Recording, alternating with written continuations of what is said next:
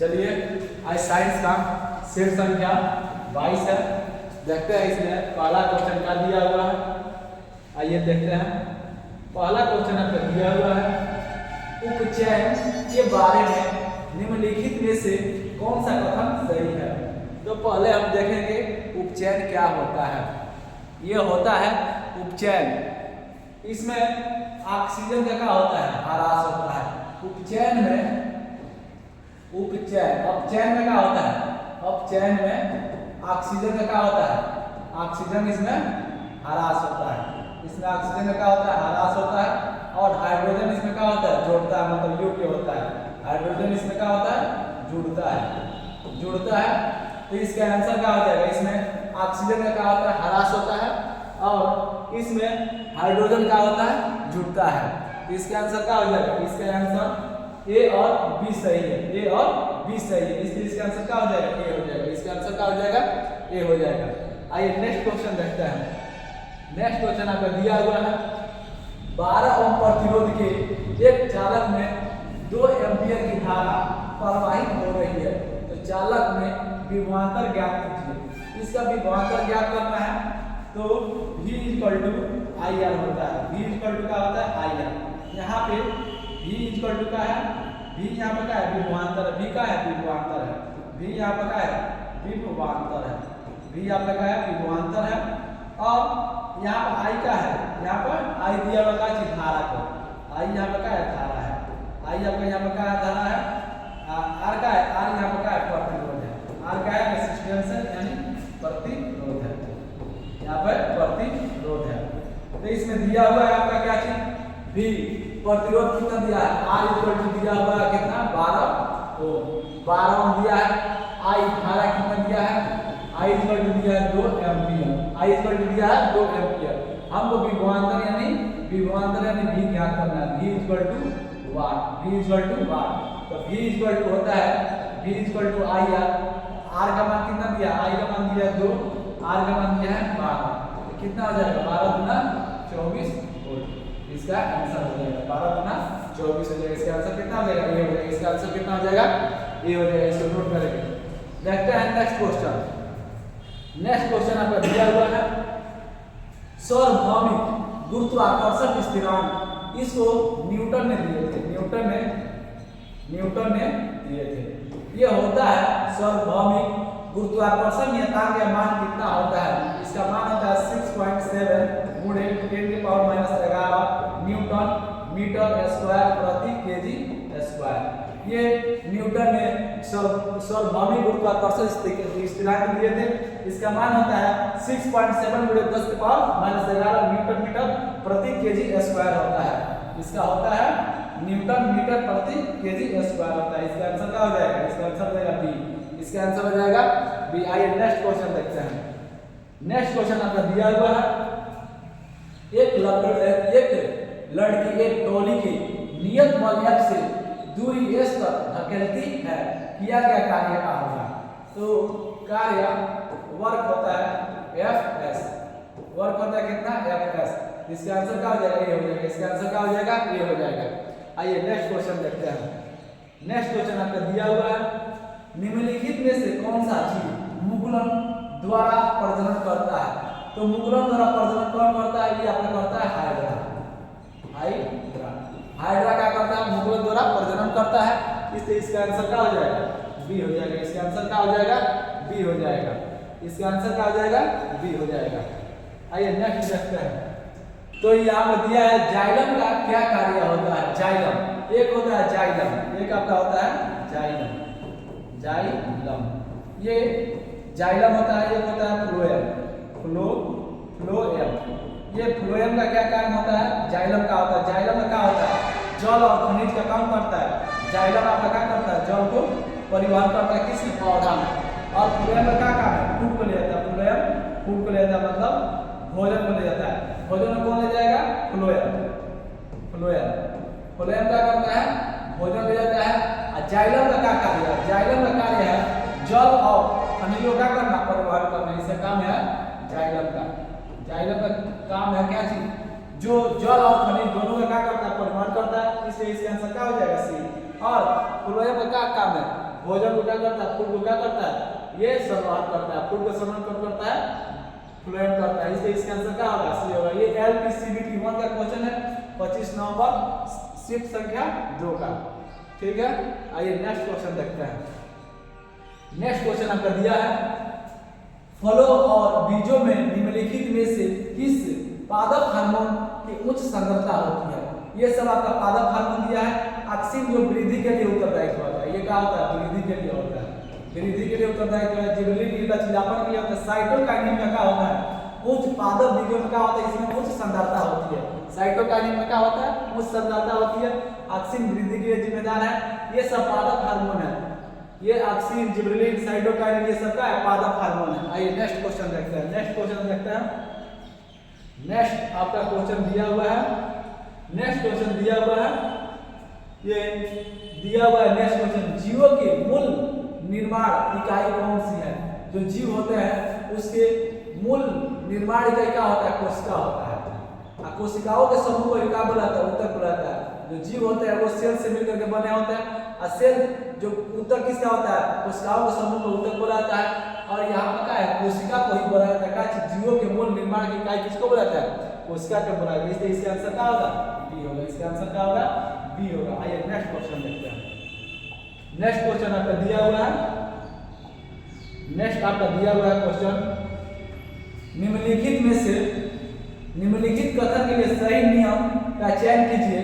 किस रासायनिक अभिक्रिया के दौरान द्रव्यमान का ना तो सृजन होता है ना ही विन्यास होता है। ये द्रव्यमान संरक्षण सिद्धांत होता है, ना ही इसमें दिया हुआ है ना द्रव्यमान का निर्माण सृजन होता है, ना ही क्या होता है, विनाश होता है। ये दूसरे में कन्वर्ट होता है। इसको किसने दिया था, ये लेबोजियर ने दिए थे। एंटोनियो लेबोजियर ने द्वारा दिया गया था, लेबोजियर द्वारा, जिसको केमिस्ट्री का पितामह कहा जाता था, कहा जाता है। ये द्रव्यमान संरक्षण सिद्धांत का नियम किसने दिए थे, एंटोनियो लेबोजियर ने दिए थे। इसमें ऊर्जा का दिया हुआ है, ना तो द्रव्यमान का सृजन किया जा सकता है, ना ही उसका क्या किया था, विनाश किया जा सकता है।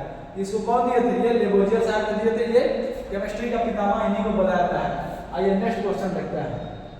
नेक्स्ट क्वेश्चन आपका दिया है, CaCl2 का इकाई द्रव्यमान क्या होगा। यहाँ पर दिया है कैल्शियम।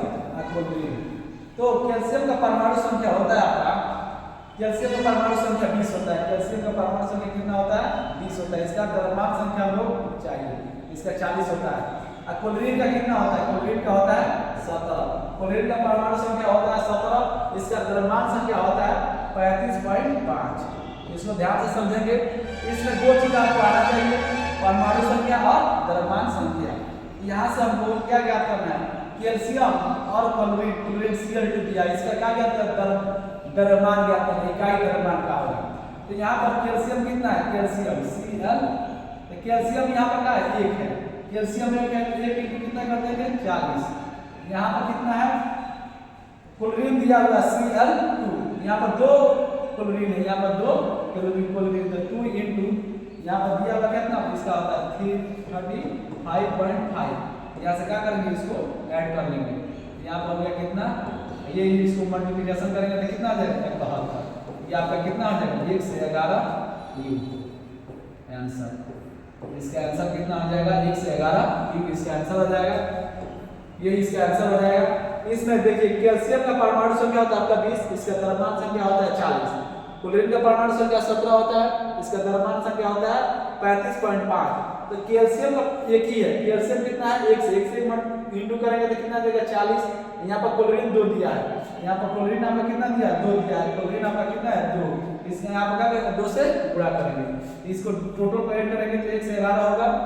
और यहाँ पे 1 से 11, इसका आंसर हो जाएगा बी हो जाएगा। ये ALPCVT 1 का क्वेश्चन है 27 नवंबर 2024 का, इसको नोट करेंगे। नेक्स्ट क्वेश्चन देखते हैं। नेक्स्ट क्वेश्चन आपका दिया हुआ है, गोलीय दर्पण द्वारा उत्पन्न आवर्धक डैश डैश के बराबर होता है। तो आवर्धक इक्वल टू होता है, आवर्धन इक्वल टू होता है, इसमें आवर्धन इक्वल टू क्या होता है, प्रतिबिंब की ऊंचाई, प्रतिबिंब की ऊंचाई, प्रतिबिंब की ऊंचाई बटा वस्तु की ऊंचाई होती है। प्रतिबिंब की ऊंचाई बटा क्या होता है, वस्तु की ऊंचाई, वस्तु की ऊंचाई। प्रतिबिंब की ऊंचाई बटा वस्तु की ऊंचाई। आवर्धक बराबर क्या होता है, कोणीय द्रव्य का आवर्धक बराबर होता है का जी, प्रतिबिंब की ऊंचाई बटा वस्तु की ऊंचाई। प्रतिबिंब की ऊंचाई बटा वस्तु की ऊंचाई। इसमें वस्तु की दूरी इंटू प्रतिबिंब की दूरी दिया, ये नहीं होगा, इसका आंसर क्या होगा। इसमें दिया प्रतिबिंब की ऊंचाई इंटू वस्तु की ऊंचाई, ये भी नहीं होगा। वस्तु की दूरी बटा प्रतिबिंब की दूरी नहीं, प्रतिबिंब की ऊंचाई बटा वस्तु की ऊंचाई, इसलिए इसका आंसर क्या होगा, एक होगा। इसका आंसर क्या होगा, ए होगा। आइए नेक्स्ट क्वेश्चन देखते हैं। नेक्स्ट क्वेश्चन आपका दिया है, यदि एक आदमी जमीन से 2.5 मीटर की ऊंचाई तक 1 किलोग्राम की भार उठाता है तो गुरुत्वीय त्वरण का मान 10 मीटर प्रति सेकंड स्क्वायर मानते हुए आदमी का द्वारा किया गया कार्य ज्ञात करेंगे। तो यहाँ पर F इक्वल टू हो जाएगा mgh, मतलब नीचे से वस्तु को उठाया जा रहा है, स्थिति से हो रहा है। यहाँ पर आदमी से कितना मीटर की ऊंचाई पर उठाया जा रहा है, h बराबर कितना दिया है 2.5 मीटर। ये कितना ऊंचाई से उठा रहा है, 2.5 ऊंचाई से कितना ऊंचाई तक 1 किलोग्राम। तो मास यहाँ पर कितना दिया है 1 kg।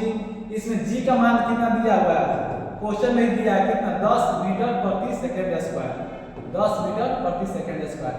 हमको यह याद करना है, क्या चीज, कार्य का W ज्ञात करना है। W बराबर mgh, यहाँ पर ज्ञात कर लेंगे W बराबर mgh, W बराबर mgh, W इक्वल टू हो जाएगा mgh।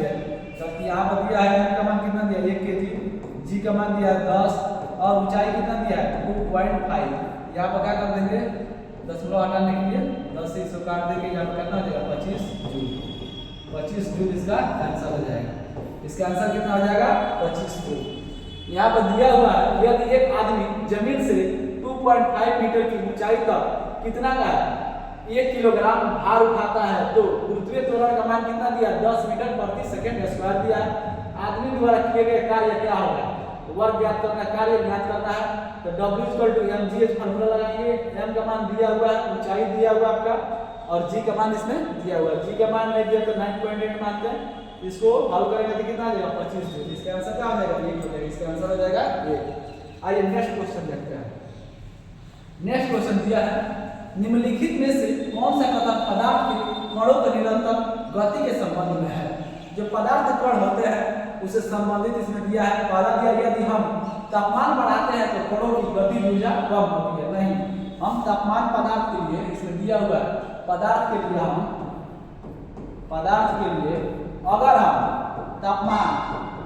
तापमान बढ़ाते हैं तो पदार्थ का गतिज ऊर्जा क्या होगा, जो गतिज ऊर्जा होगा, गतिज ऊर्जा इसमें क्या होगा, तापमान अगर बढ़ेगा तो गतिज ऊर्जा क्या होगा, गतिज ऊर्जा भी क्या होगा, गतिज ऊर्जा बढ़ेगा।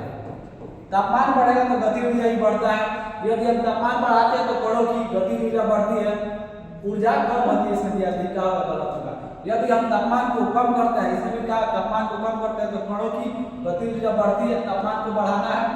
यदि हम तापमान को बढ़ाते हैं तो कणों की गतिज ऊर्जा भी क्या होती है, बढ़ती है, कणों की गतिज ऊर्जा भी बढ़ती है। इसमें दिया तापमान में परिवर्तन का कणों की गतिज ऊर्जा पर कोई प्रभाव नहीं पड़ती है, पड़ती है। अगर यदि कोई भी पदार्थ है उसमें क्या होगा, तापमान बढ़ेगा तो उससे गति का ऊर्जा क्या होगा, वो बढ़ेगा, उसका गति का ऊर्जा क्या होगा, बढ़ेगा। इसलिए इसका आंसर क्या होगा, सी होगा। ये ALTCBT 1 का क्वेश्चन है, ये थर्ड शिफ्ट का है, 29 नवंबर 2024 का। तापमान बढ़ेगा तो क्या होगा, इससे गति ऊर्जा ही बढ़ेगा। इसमें दिया, यदि हम तापमान बढ़ाते हैं तो कणों की गति ऊर्जा क्या होगी, बढ़ती जाती है। आइए नेक्स्ट क्वेश्चन देखते हैं। नेक्स्ट क्वेश्चन आपका दिया है, M1 और M2 द्रव्यमान वाली दो वस्तुओं की बीच गुरुत्वाकर्षण बल के अनुक्रमानुपाती होती है। ये होता है F equal to G into M1 into M2 होता है। इसका आंसर क्या हो जाएगा, B हो जाएगा। इसका आंसर क्या हो जाएगा, B हो जाएगा। आइए नेक्स्ट क्वेश्चन देखते हैं। नेक्स्ट क्वेश्चन आपका दिया हुआ है, एक सीधे धारावाही चालक के चारों ओर चुंबकीय क्षेत्र रेखाएं इस प्रकार दिखाती है, क्या होती है, समकेंद्रित होती है, समकेंद्रित वृत्त होती है। ये क्या होती है, समकेंद्रित वृत्त होती है। एक सीधे धारावाही चालक के चारों ओर चुंबकीय क्षेत्र रेखाएं क्या होती है, एक समकेंद्रित वृत्त होती है। इसका आंसर क्या हो जाएगा, डी हो जाएगा। इसका आंसर क्या हो जाएगा, डी हो जाएगा। आइए नेक्स्ट देखते हैं। नेक्स्ट क्वेश्चन आपका दिया है, कॉपर के विद्युत अपघटित परिष्करणों में निम्नलिखित में से विद्युत अपघटन उपयोग किया जाता है। जो कॉपर होता है इसमें किस चीज का प्रयोग किया जाता है? ये डेनियल सेल में होता है। डेनियल सेल में इसका प्रयोग किया जाता है। ये सेल होता है, इस सेल है आपका, ये सेल होता है, इसका अपघटन का प्रयोग किया जाता है CuSO4। इसमें CuSO4 का प्रयोग इसमें होता है। यही आपका होता है कॉपर सल्फेट का। कॉपर सल्फेट का होता है इसमें धन पे कॉपर,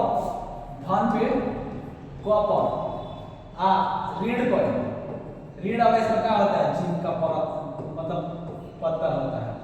इसका डेनियल सेल में ही प्रयोग किया जाता है। कॉपर सल्फेट का होता है वोल्टियस सेल में H2SO4 का प्रयोग किया जाता है। वोल्टियस सेल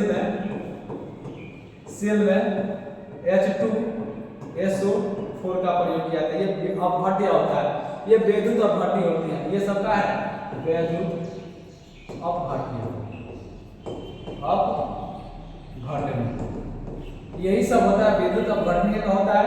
और इसमें होता है कि लोकलेंसिक से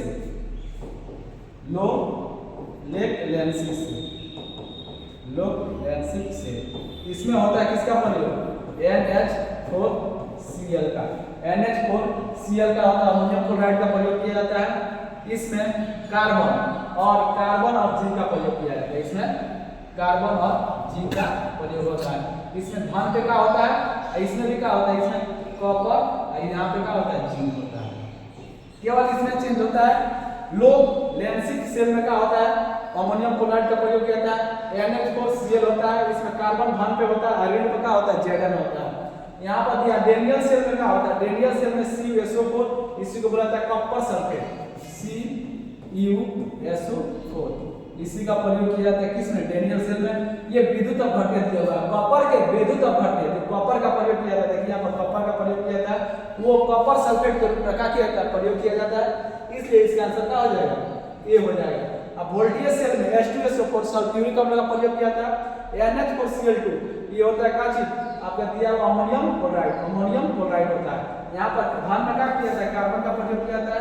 ऋण वाला पर क्या किया जाता है? जिंक का प्रयोग किया जाता है। चलिए इसका आंसर क्या हो जाएगा? ये हो जाएगा। इसका आंसर क्या हो जाएगा? ये हो जाएगा। आज का साइंस का क्वेश्चन नहीं था। मिलते हैं फिर नेक्स्ट वीडियो में। ठीक है, बेस्ट ऑफ लक।